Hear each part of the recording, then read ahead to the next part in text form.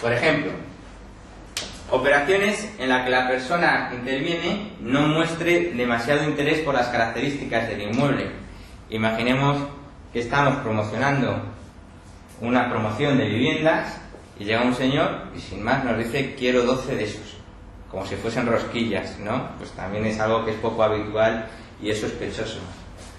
Personas que no muestran demasiado interés en obtener un mejor precio. Este mismo supuesto, llega un señor, dice que quiere 12 y entonces nosotros le decimos, bueno, pues usted quiere 12, seguro que podemos conseguir un mejor precio para usted, y nos dice, no te preocupes, si yo tengo pasta, quiero 12 y los quiero a ese precio. Pues eso también es algo extraño que me obligaría a comunicar. Personas que muestren un gran interés en realizar la operación rápidamente, es decir, que vemos que tienen mucho dinero en efectivo la mayoría de las ocasiones y además nos exige con urgencia realizar la operación en 24 horas, que es que si no se realiza en 24 horas esa operación no le interesa. Pues eso también habría que comunicarlo.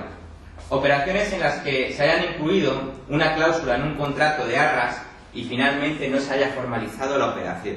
Fijaros este supuesto. Este supuesto es un supuesto que se da mucho en la práctica, porque las agencias inmobiliarias, entre otras cosas, en la mayoría de sus contratos interponen o plasman un pacto de arras, ¿no?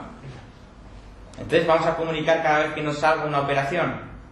O por ejemplo, el supuesto siguiente, operaciones formalizadas mediante contrato privado en las que no exista intención de elevarlo a público, o aunque exista, no sea elevado finalmente. ¿Habéis oído hablar de dar el pase? Es decir, un señor compra mediante documento privado a un promotor para ceder los derechos de ese contrato a un tercero con el que el promotor acabará escriturando. Eso es muy común. Estos dos supuestos últimos son muy comunes. Entonces, como son tan comunes, ¿son o no son sospechosos? ¿Qué creéis? Aparecen en el catálogo. Mirad, el que aparezca algo en el catálogo no significa automáticamente que sea sospechoso. Luego tengo que aplicar el sentido común. Es decir, si yo, en mi día a día profesional, en mi quehacer profesional, frecuentemente realizo operaciones de ese estilo, como la de dar el pase, que dice el compañero que es muy habitual y lo es, o la de introducir pactos de arras en los contratos y finalmente esos contratos no se lleven a buen puerto porque se caiga la operación, yo en esos supuestos no voy a comunicar, aunque aparezcan en el catálogo. ¿Por qué? Porque es algo normal. ¿De acuerdo?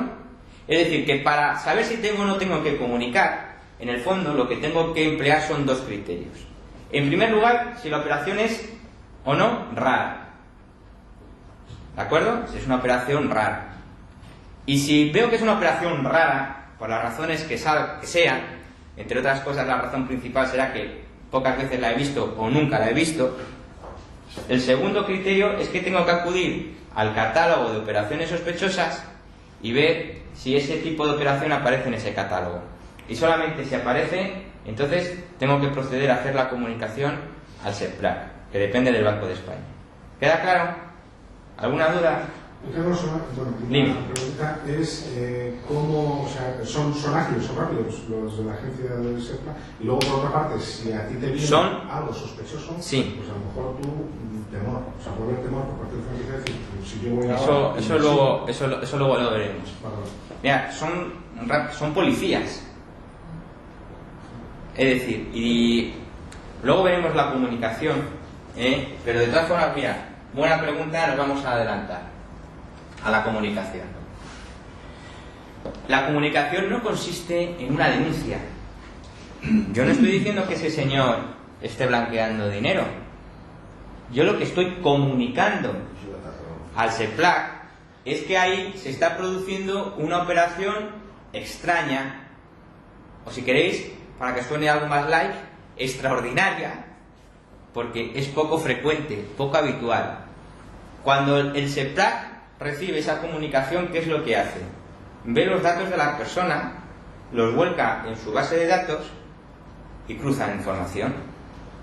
Y ven si ese señor, pues a lo mejor tiene antecedentes penales, o si ese señor lo estaban persiguiendo y es el momento de detenerlo, o cualquier otra circunstancia.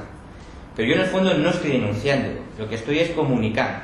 Pero es confidencial. Es completamente confidencial, luego lo vemos, completamente confidencial.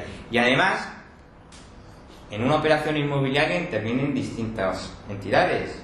Interviene el profesional inmobiliario, puede ser que intervenga un abogado, interviene el notario y a veces también, o la mayoría de las ocasiones, intervienen también los bancos. Pues fijaros, todos y cada uno de estos sujetos están obligados a hacer la comunicación.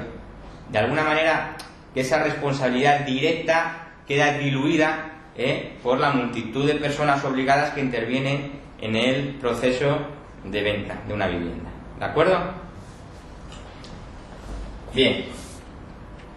Otra de las obligaciones que nos impone esta normativa es la de conservar aquellos contratos, una copia de aquellos contratos que superen los 30.000 euros. Que cuando se tratan de contratos de compraventa, estaréis conmigo que es en el 99,9% de los casos. Pues bien, yo tengo la obligación de conservar una copia en mi expediente de ese contrato durante un periodo de 6 años a contar desde el momento en que se hizo la operación. ¿De acuerdo? Y además, en aquellas operaciones en las que se hayan pactado unos honorarios superiores a 8.000 euros, además del contrato, tengo que tener también copia de los DNIs de las partes. Fotocopia, y lo tengo también que incorporar al expediente. ¿De acuerdo? De tal modo que si alguna vez sufro una inspección del SEPLAC, me pueden pedir esos contratos y me pueden pedir esos fotocopias de esos documentos de identidad, y si no los tengo, evidentemente estaría incumpliendo mi obligación y podría ser objeto de sanción. Deber de comunicación. Si os dais cuenta, constantemente estoy diciendo habría que comunicar, habría que comunicar. Es decir, el deber de comunicación consiste precisamente en eso, en que si detecto que hay una operación que puede ser sospechosa de blanqueo de capitales, se lo tengo que comunicar automáticamente al SEPLAC. ¿Y cómo hago esa comunicación? Pues mirad, esa comunicación se puede hacer vía fax. Y desde el momento en que yo haga esa comunicación, yo ya estoy cumpliendo la norma. Luego ya quedo exento de cualquier clase de responsabilidad. ¿De acuerdo? Os voy a poner un ejemplo de cómo un profesional inmobiliario se puede ver involucrado sin quererlo en una práctica de blanqueo de capitales. Imaginémonos que un señor le lleva ya persiguiendo la policía porque se dedica a blanquear dinero procedente, por ejemplo, del narcotráfico. ¿De acuerdo? Y este señor, pues, va a distintas agencias inmobiliarias a comprar inmuebles, a tratar de colocar, en definitiva, ese dinero. A ese señor le acaba deteniendo la policía finalmente. Y entonces empiezan a ver dónde ese señor ha ido metiendo ese dinero. Y en un momento dado sale que ese señor ha comprado un inmueble o dos inmuebles a través de la inmobiliaria tal. ¿Sabéis lo que va a hacer el SEPLAC? Acudirá a nuestra inmobiliaria y nos pedirá los contratos, nos pedirá, como luego veremos si tenemos el manual de buenas prácticas, si tenemos procedimientos internos. ¿Veis cómo de la manera más indirecta, sin ser nosotros partícipes en una operación de blanqueo, nos puede afectar? Es una cuestión que parece probabilística o muy lejana, pero que puede surgir. Bien, deber de abstenerse. Evidentemente, si detecto que una operación es sospechosa, tengo que comunicar esa operación y podría entonces continuar la operación. Ahora, lo que no puedo hacer es esperar a cobrar la comisión y luego, cuando he cobrado, comunicar. Cabe una excepción, que es que yo considere que si hubiera comunicado, ese señor no hubiese hecho la operación y como consecuencia de ello no se hubiese procedido al blanqueo de capitales, ¿no? Pero es una cuestión muy subjetiva, muy de interpretación. Yo considero que lo mejor que podéis hacer es, una vez que detectéis la operación, comunicar. ¿De acuerdo? Deber de confidencialidad. No se podrá revelar a nadie que he procedido a hacer una comunicación y evidentemente nadie del SEPLAC podrá ir diciendo a la persona que corresponda que ha sido aquel o aquel otro el que me ha comunicado que había ahí una operación sospechosa. Otra de las obligaciones que establece esta normativa es la exigencia de unas normas de procedimiento interno. Estas normas de procedimiento interno no todas las personas están obligadas a tenerlas. Así, lo que nos dice la norma es que si la agencia inmobiliaria, por ejemplo, es una persona jurídica, siempre tendrá que tener normas de procedimiento interno. Si por el contrario se trata de una persona física, si tiene más de 25 trabajadores, también tendrá que tener normas de procedimiento interno. Pero si tiene menos de 25 trabajadores, legalmente no está obligado a tener estas normas de procedimiento interno. Estas normas de procedimiento interno, ¿en qué consisten? Pues consisten principalmente en ver cuáles son los mecanismos que la propia empresa establece para luchar contra el blanqueo de capitales. Por ejemplo, decirle a los comerciales que si un señor se niega a darnos su dirección, automáticamente eso se lo tendremos que comunicar a lo que se llama el órgano de control, que es aquella persona que dentro de la empresa va a ser la encargada de comunicar al SEPLAC que hay una operación sospechosa. ¿De acuerdo? También se establecería lo que se llama una política de admisión de clientes, el catálogo de supuestos, en fin, todas las normas internas que adoptemos en nuestra empresa. ¿Queda claro?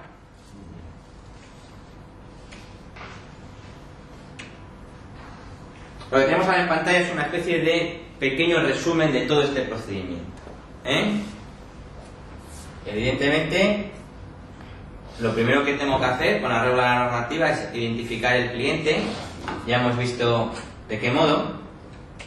En segundo lugar, tengo que examinar la operación con arreglo a los dos criterios que he dicho anteriormente, es decir, si es una operación habitual o es una operación rara, es una operación peculiar, y si es una operación peculiar, si esa operación está dentro o no de ese catálogo de operaciones sospechosas que está incluido en mis normas de procedimiento interno.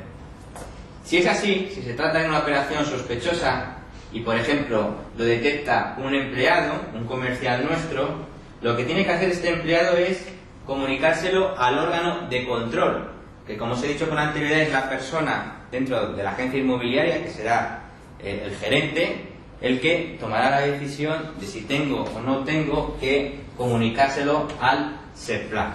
¿De acuerdo? Y de esta manera ya habríamos cumplido todas las obligaciones que hasta ahora hemos visto. ¿Queda claro el procedimiento? ¿Y los manuales estos, de dónde los conseguimos? Los manuales estos los tenéis que confeccionar vosotros, o tenéis, porque son vuestras propias normas de procedimiento interno, o contratar a una empresa externa que os lo elabore. Desde luego, el Banco de España no te da ningún modelo de manual. Lo que sí puedes hacer tú directamente es darte de alta en el Banco de España, es el modelo F22, para nombrar allí el órgano de control. Lo que pasa es que a la vez que das de alta en el Banco de España al órgano de control, tienes que presentarle al Banco de España el manual de prevención del blanqueo de capitales, a los efectos de que te diga si es válido o no es válido. ¿De acuerdo? Hoy veremos cómo el hecho de cumplir la ley, entre otras cosas, tiene lo que se llaman costes de legalidad. Es decir, nosotros como empresarios, pues tenemos como costes, por ejemplo, el pagar el local, el pagar a nuestros empleados, el pagar la luz, el pagar el teléfono, es decir, pagar distintos suministros, pero también tenemos como costes el cumplir la ley. Porque muchas veces, para cumplir la ley, hay que... No muchas veces, en la mayoría de las ocasiones, para cumplir la ley, hay que desembolsar un dinero porque lo tienen que hacer empresas externas. ¿Vale? Continuamos. Quedan ya solamente dos obligaciones más. La de formación, como os he dicho, tenemos que informar a nuestros comerciales de qué es esto del blanqueo de capitales, de cuáles son los procedimientos internos que hemos adoptado en nuestra empresa y, consiguientemente, en qué tienen que hacer en cada uno de los supuestos. Y la última obligación que contempla la ley es la de la realización de auditorías. Estas auditorías pueden ser internas cada año, siempre que al menos cada 3 años hagamos una auditoría externa. Es decir, la auditoría interna, yo puedo coger, ver si mis empleados cumplen ese manual de buenas prácticas me refiero de blanqueo de capitales, y en todo caso cada 3 años tengo que llamar a un consultor externo, una empresa externa, para que me realice una auditoría. ¿De acuerdo? ¿Vosotros os creéis que por el mero hecho de todas estas obligaciones la gente las cumpliría? No. Entonces, ¿qué creéis que se le ha ocurrido a la administración para que la gente las cumpla? Lo de siempre, ¿no? Si no cumpléis, infracciones. Hay que pasar por caja. ¿De acuerdo? Bien. Dime. Antes de continuar, igual que tenemos colgado en la web todos los contratos, todas las historias, ¿no podéis colgar una especie de procedimiento que luego cada uno se lo adapte? Pregunto. Eso mismo que os entrego sirve como procedimiento. Viene ahí contenido todas las obligaciones. ¿De acuerdo? Lo único que os faltaría sería el catálogo de operaciones sospechosas que cojo tu consejo y lo vamos a colgar en la web. ¿De acuerdo? Otra preguntita, ¿ese plan de quién depende? Del Banco de España. Del Banco de España. Depende del Banco de España. ¿De acuerdo? Mirad, como aquí es una materia tan relevante desde el punto de vista social, que estáis conmigo, que el narcotráfico, el terrorismo, el contrabando son actividades de mucho peso social en cuanto a su penalización. Si os dais cuenta, no contempla esta norma las infracciones leves. Se va directamente a las infracciones graves y muy graves. ¿De acuerdo? ¿Y qué considera por infracciones graves? El incumplimiento, por ejemplo, de no identificar al cliente, el no conservar los documentos durante ese periodo de 6 años, el no proceder al examen de las operaciones.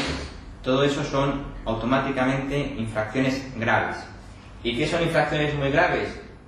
El incumplimiento de la obligación de confidencialidad, es decir, ir yo diciendo por ahí que he comunicado al SEPLAC que determinado señor ha hecho determinada operación, el incumplimiento del deber de comunicación en supuestos específicos, es decir, que yo esté participando en una operación que aparece en ese catálogo, que evidentemente se trata de una práctica de blanqueo de capitales, y no haya procedido a la comunicación al SEPLAC, eso automáticamente se tilda como falta o infracción muy grave y no atender a los requerimientos del SEPLAC. Puede ser que el SEPLAC me diga: oiga usted, mándeme tal y tal y tal información, y yo no lo hago. Bueno, pues eso también se considera infracción muy grave.